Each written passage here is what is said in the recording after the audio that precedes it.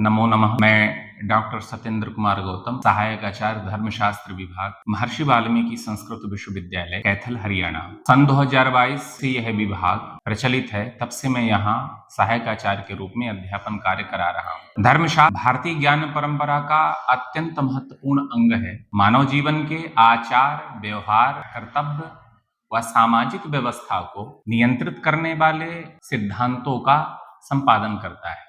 धर्मशास्त्र केवल धार्मिक नियमों का संग्रह नहीं, बल्कि एक व्यापक जीवन को सुव्यवस्थित करता है, जिसमें व्यक्ति, समाज व राज्य तीनों के लिए आदर्श आचरण करने का मार्गदर्शन निहित करता है। धर्म के व्यापक अर्थ है। शास्त्रों में धर्म शब्द ध्री धारणे धातु से निष्पन्न होता है। मन प्रत्यय करने के बाद धर्म शब्द बनता है। ध्रियते लोक यात्रा निवारणार्थम यह सधर्म, अर्थात धर्म वह है जिसे लोक यात्रा निवारणार्थ सभी धारण करें। फिर भी विविध शास्त्रों में इसकी प्रशंसी परिभाषाएं विभिन्न प्रकार से पाई जाती हैं। धर्मशास्त्रों में मुख्यतः धर्म के चतुर्दश स्थान बताए गए हैं। पुराण न्याय मीमांसा धर्म शास्त्रांग मिश्रिता वेदा स्थानानि विद्यानाम धर्मस्य चतुर्दश।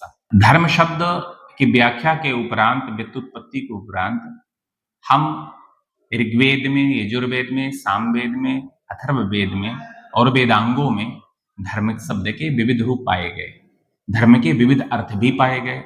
वस्तुतः याज्ञवल्क्य स्मृतिकार ने धर्म के चतुर्दश स्थान बताए। उसने बताया, कहा पुराण न्याय मीमांसा धर्म शास्त्रांग मिश्रिता वेदा स्थानानि विद्यानाम धर्मस्य चतुर्दश।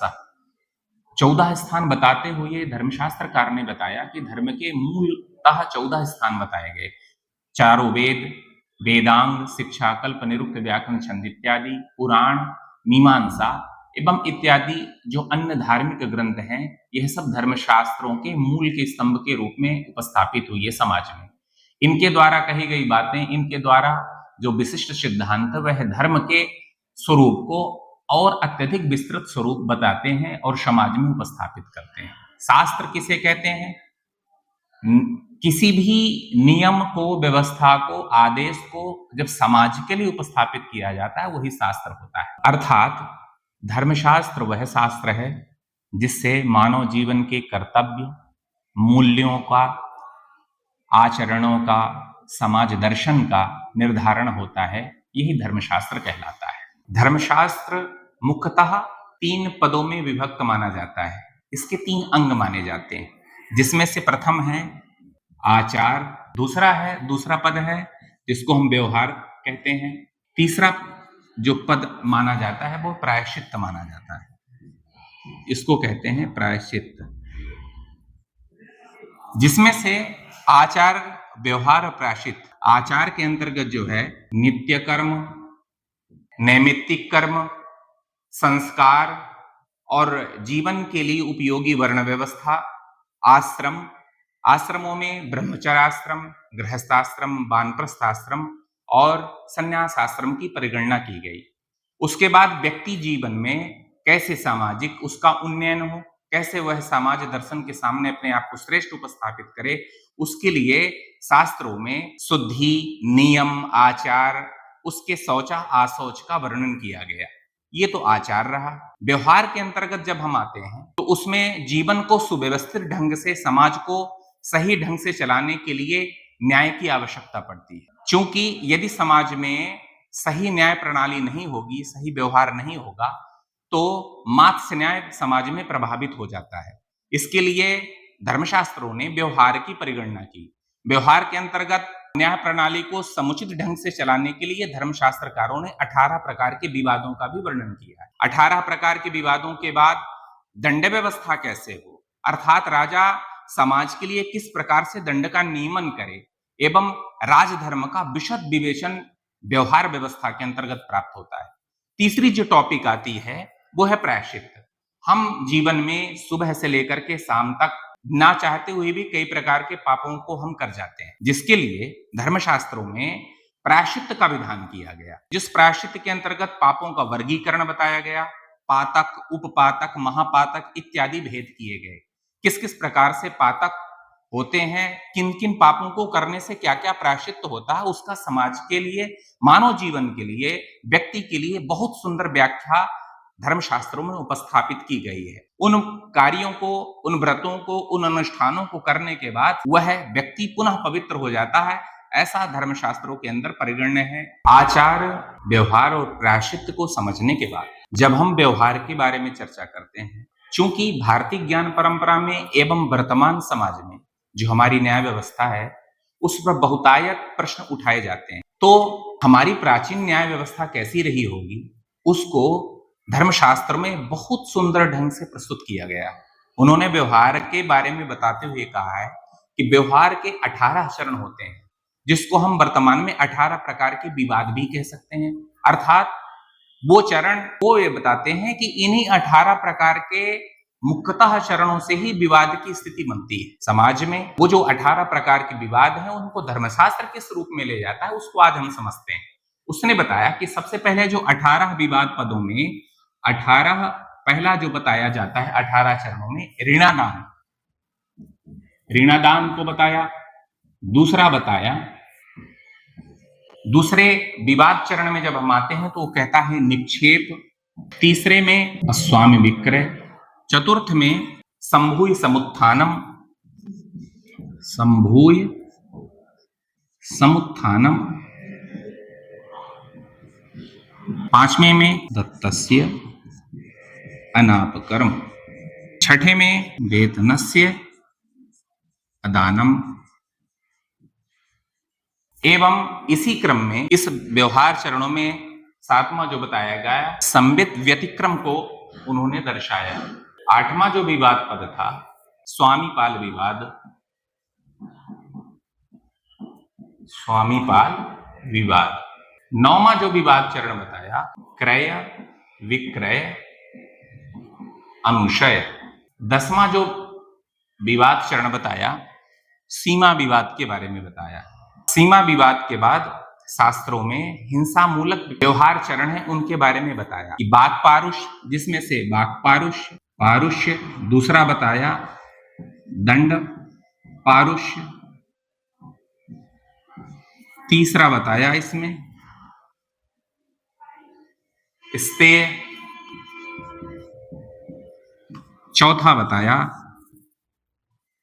साहस। इसके बाद स्त्री संग्रहण,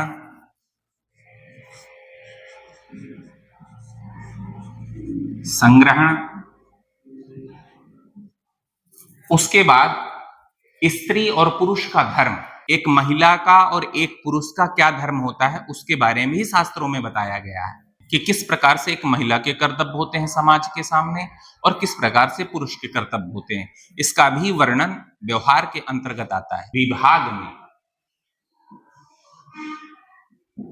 यह भी एक अत्यंत महत्वपूर्ण स्थान है, पद है, चरण है, जिसमें विवाद की उपस्थिति अत्यंत होती है। इसके बाद आया द्यूत समावह। विभाग के बाद उसने दूत समावह को समाज में उपस्थित किया। आज हम भारतीय ज्ञान परंपरा के अनुसार जो हमारे धर्मशास्त्रों में निहित उत्तराधिकार क्रम है, उसके बारे में आज हम जानेंगे। हमारी जो टॉपिक है वो है भारतीय ज्ञान परंपरा में, भारतीय ज्ञान परंपरा में उत्तराधिकार का स्वरूप, इस विषय पर हम आज चर्चा करेंगे। दाय संपत्ति के विभाजन में जो उत्तराधिकार क्रम में हम सबसे पहले जानते हैं कि दाय कहते किसको है। दाय भाग दो शब्दों से बनता है। दा धातु देने अर्थ में आती है। अब क्या दिया जाए, तो पिता अपने पुत्र को जो अपनी पैतृक संपत्ति होती है उसको प्रदान कर देना ही दाय कहलाता है। दाय वस्तुतः दो प्रकार के होते हैं, एक अप्रतिबंध और दूसरा सप्रतिबंध।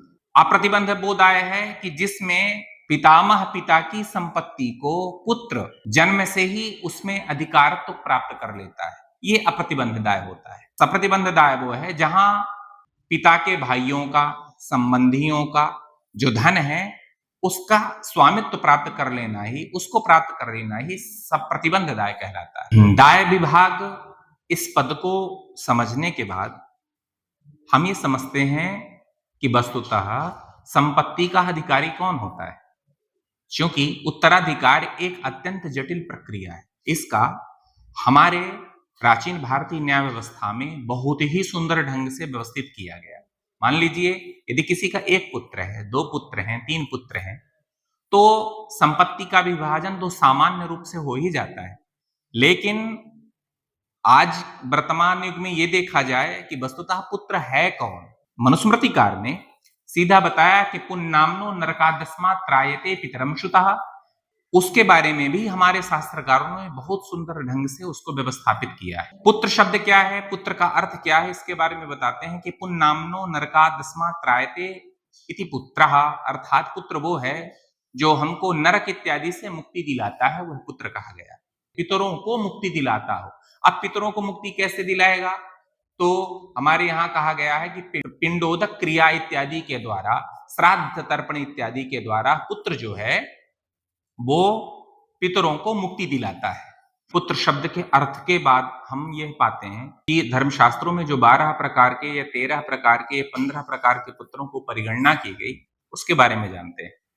शास्त्रों ने 12 प्रकार के पुत्रों को बताया, कहा औरसः क्षेत्रजश्चैव दत्तः कृत्तिमेव च गूढ़ोत्पन्नो भविष्ये दायादा बान्धवस्य कट कानी न सहोदस्य क्रीतः पौनर्भवस्तथा स्वयं दत्तस्य शौद्रस्य षड आदायाद बांधव। दाय भाग में और मनुस्मृतिकार ने, याज्ञवल्क्य स्मृतिकार ने 2 प्रकार से दाय विभाजन के बाद 2 क्रम रखे। उसने कहा कि षड दायाद बांध होते हैं और षड आदायाद बांध होते हैं, जिसमें से जो 6 प्रकार के पुत्र शुरू में बताए गए हैं वो संपत्ति के अधिकारी, तथा जो आदायाद बांध है जिनको केवल भरण पोषण का अधिकार प्राप्त हुआ। पुत्रों के प्रकार के उपरांत धर्मशास्त्रों में संपत्ति का विभाजन किस काल में किया जाए, इसके बारे में बताया। स्मृतिकार और दाय भाग 2 ग्रंथ ऐसे हुए कि जिन्होंने संपत्ति के विभाजन के बारे में विशेष रूप से समाज को शिक्षित किया। हमने अभी संक्षिप्त रूप में दाय क्रम को, उत्तराधिकार क्रम को पढ़ा। पढ़ने के उपरांत शास्त्रों में इसके विशद विवेचन का स्वरूप अन्य ग्रंथों में प्रस्तुत है। धन्यवाद।